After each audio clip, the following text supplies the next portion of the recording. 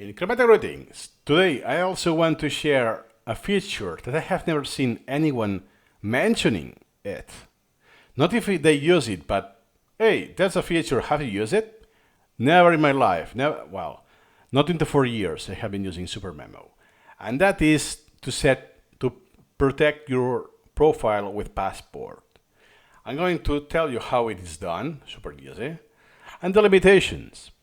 By the way, I never tried toolkit options, and in some of those tabs you have a password. Here it is.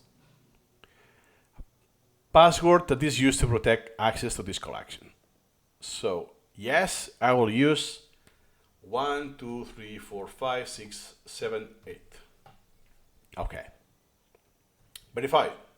1, 2, 3, 4, 5, 6, 7, 8. That was easy, right? So let's see what happens if I now change the collection. And now I want to go back to the same collection. Hey, I have to import the password. This could be useful. That I think was more common in the past, that different people were using the same computer. So yeah, at least you can protect your collection, but not your files. Your files are on the open.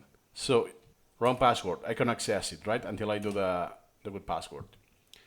So yeah, I won't be able to see the knowledge tree, the actual items, and stats, all of that. But hey, look at the directory.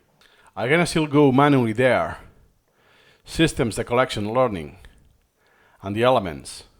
And here I can still see the images or the files. And see, yeah, you have this brain thingy and so on. In my case, you won't see my items because the items are always plain text.